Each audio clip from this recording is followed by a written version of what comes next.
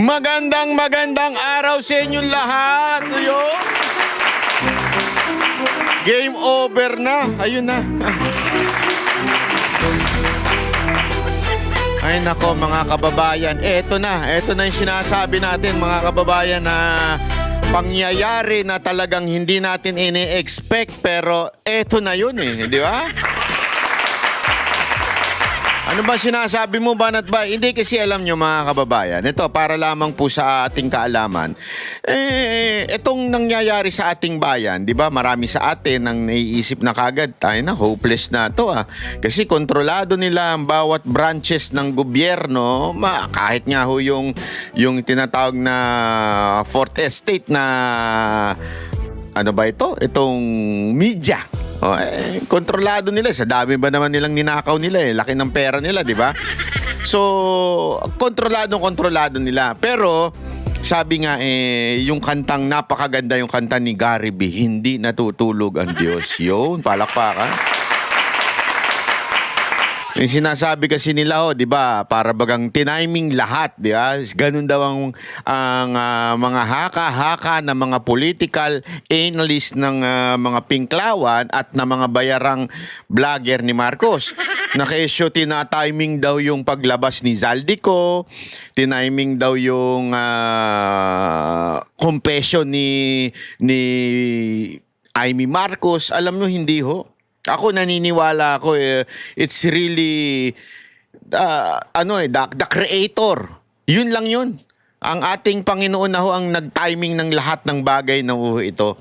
Kasi matindi ho yung revelasyon na ito. Nung una kong nabasa ho ito o napakinggan at nabasa sa social media yung sumasabog na issue ho ni Senator Amy sa kanyang sinabi niya sa INC. Noong una, para bagang nasa isip ko, totoo kaya ito? Paandar na naman ito ni Senator Amy. Kilala niyo ako hindi ako maka-Amy, di ba? Hindi ako maka-Aming vlogger. Alam niyo yan.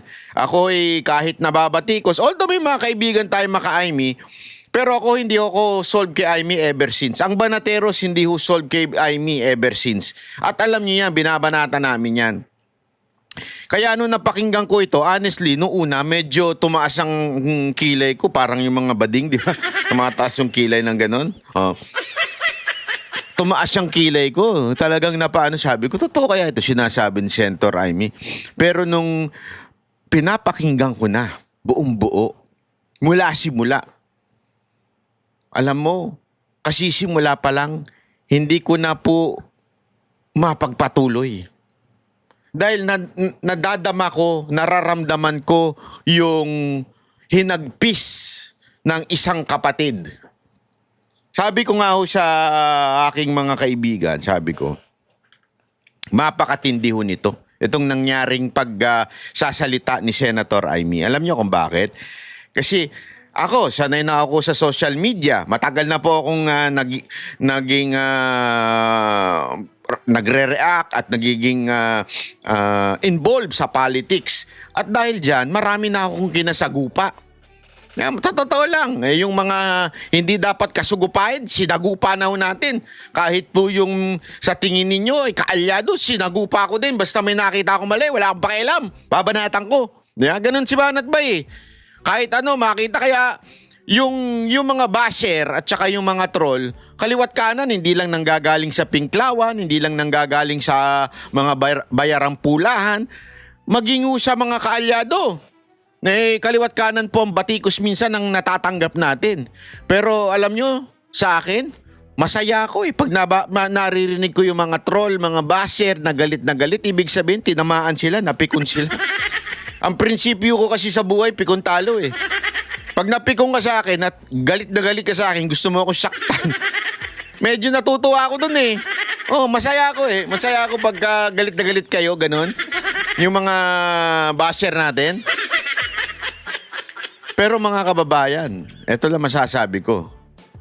Pag ang bumanat na sa'yo ay kapatid mo, o kamag-anak mo, hindi nga kamag-anak The first, yung mismong inner circle ng family, yun ang napakasakit sa lahat. Yeah? Sabi ko nga banatan na ako ng lahat, wag lang ng kapatid ko. Si Coach Oli, siguro hindi mo nakababanatan nun. Kasi mabait na tao ako. Hindi, totoo naman, di ba? Kasi yun yung pag binanatang ka, not out of hatred, not out of dahil tinamaan sila, hindi. Binanatang kasi concern yung tao sa'yo. Yeah? Kasi meron siyang nakikitang mali at pag pinuna ka, masakit yun. Yun nga lang mapagsabihan ka, masakit na eh. Yeah? Yung mapagsabihan ka lang ng tatay at nanay mo, masakit na yun. Kasi alam mong totoo pagka ganun. Yeah? Yung mga kapitbahay mong pangapalingkera at saka chismoso-chismosa, pagka ikaw pinagchismisan, wala kang pakialam. Para bang, sino kayo? Yeah? Ganun lagi ako. Kahit ako, yun ang prinsipyo ko eh. Kung hindi ka nagpapakain sa akin, kung hindi ka hindi ikaw yung pamilya ko, kahit banat-banata mo ako, lang pakialam. Buhay mo yun, bahala ka sa buhay mo, di ba? Magalit ka kung gusto mo. Hindi kita papatulan, wala akong problema dan. Pero pagka yung pamilya mo na, yan. Kasi masakit na, katotohanan na po yan eh, di ba? At nung aking nga po pinanunood itong speech ni Senator Amy, ay naku po, ang lupit, sabi ko. Hindi ko na ipagpatuloy. Naluha ako. Hindi, walang biro, hindi ako nagbibiro. Naluha ako, sabi ko, shit. Kaping mainit. Iba to.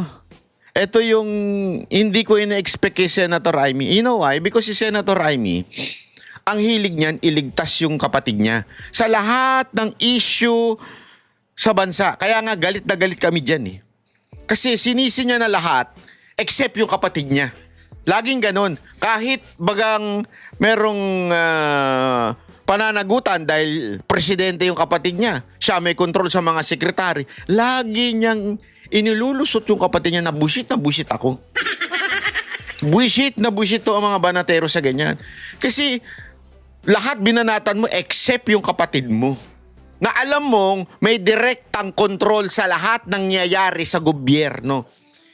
Kahit meron tayong quote-unquote 3 branches of government, co-equal sila, bawat isa sila. Hindi totoo yan sa Pilipinas. In reality, presidente pa rin ang may hawak sa lahat ng bagay.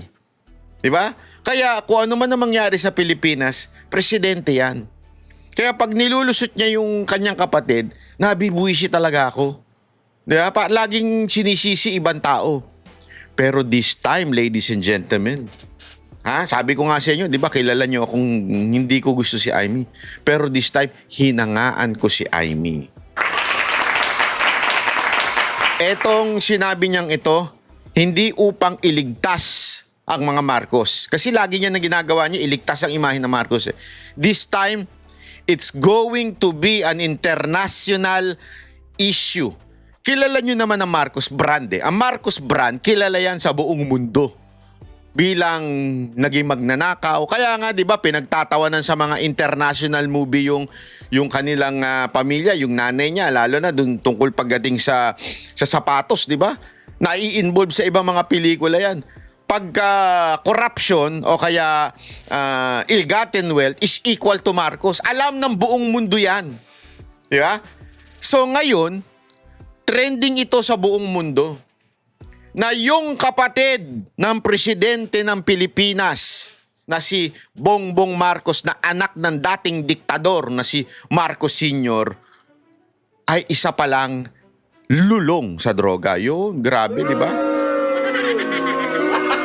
Gago! Kaya mga kababayan, matindi ho ito. Hindi niya naniligtas ang kapatid niya dito. Talagang, sabi nga niya, tumutugon na lang siya sa panawagan ng taong bayan. Especially sa panawagan ng Iglesia ni Cristo na ilabas yung katotohanan. Yan ang panalangin ng bawat Pilipino, hindi lamang po ng Iglesia ni Cristo. Kahit noon, KOJC pa lang, yan na ho ang panalangin ni Pastor Kibuloy. Mailantad ang kasinungalingan sa bansang Pilipinas. At ngayon nga, dahil sa ginawa ni Pastor Kibuloy, nakulong siya. No? At ngayon, tumuloy-tuloy. Hindi tumigil. At ngayon, nagsalita ng INC. Kaya ang lupit po, ladies and gentlemen, ang lupit ng revelasyon ni Senator Amy. Alam niyo ito bigyan ko lang kayo ng isang matinding... Pag nakakausap ko yung mga OFW natin, sila ho ay nakakaramdam ng kahihiyan. Di ba? Bakit to kanyo? Kasi dito sa Pilipinas, para bagang naging immune na tayo. Ngayong araw na ito, matindi yung kagabing pasabog ni Senator Amy, sabog na sabog yun, di ba? Kitang-kita natin yung sabog nun. And yet, marami pa rin po sa mga Pilipino na para bagang walang pakialam. Meron pa rin. Hindi marami, konti na lang naman. Na parang wala nang pakialam. It's not because wala silang pakialam. It's dahil sa hirap ng buhay, mas iniintindi nila yung kanilang pangangailangan. Mas iniintindi nila yung kanilang trabaho. Pero, ang mga OFW, iyan ramdam. Bakit to? Sa ibang bansa, pag tinanong ka kanong lahi mo, pag sinabi mong Pilipino ka o di kaya ay taga-Pilipinas ka, iba na kagad ang tingin ng mga foreigner. Yung mga foreigner nating mga amo, kaibigan, ang sama na kagad ng tingin, kayo'y kurap. Walang kwenta yung bayan ninyo, ganito. Dati gumanda na, ngayon, ang laging question, why did you vote for Marcos? Laging ganun ang tanong nila eh. Kasi nagtataka sila, tangina pinatalsik nyo na yan. Ba't binoto nyo pa? Yan ang laging nasa utak ng mga foreigner eh. Yan o talaga. Tapos ngayon, ang tindi ng korupsyon. Di ba? Kitang-kita. Ano yan eh, headline po yan eh. Yang korupsyon na yan. Lalo na ngayong nakita ko kasi yung pahayag ng Iglesia ni Cristo, yung kanilang 3-day rally na gagawin. Supposedly, na 3 araw, nababalita sa buong mundo sa mga pahayagan ng iba't ibang bansa. Naibalita po. Antindi ho, di ba? Ganun katindi. Tapos, ito masama. Ito pa matindi pala, hindi masama, matindi. Mantakin mo, headline sa buong international scene, sister of the President of the Philippines, binunyag and expose yung kanyang kapatid na bilang drug addict. Diba? Antindi nun mga kababayan. Antindi ho nun.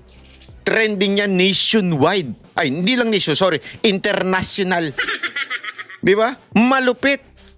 Kaya nga sabi ko, this time I think Amy Marcos hindi na siya yung tawag doon, yung nagpipigil. Talagang inilahad niya na yung nalalaman niya. At dahil nga sabi ko nga sa inyo, hindi ko pinanood buo dahil naiyak ako. Naiyak ako. Natutuwa.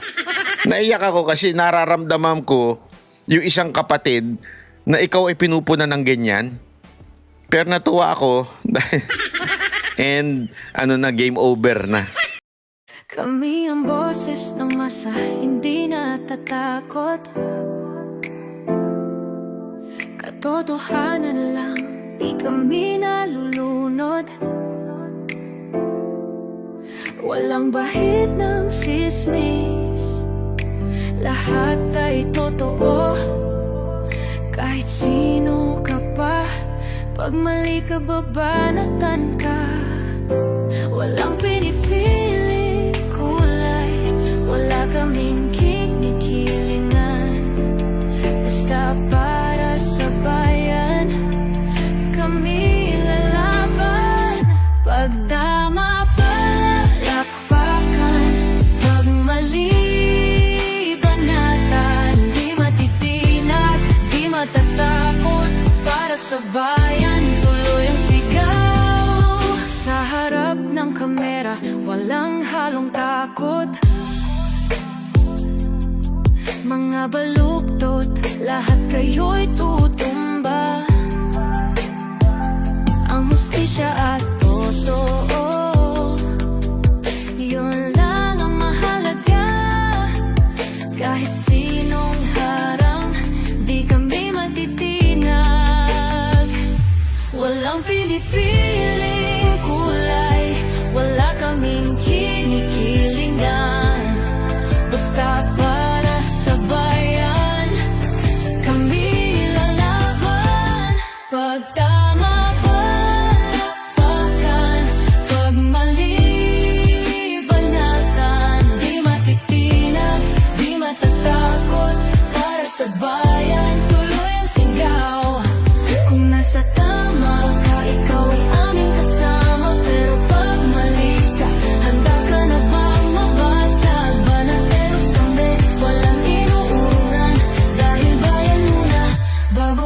sarili.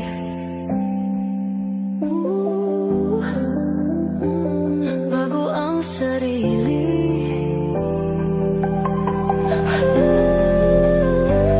Pag tama palakpakan, pag mali banatan, banatersang sigaw, katotohanan ang laban.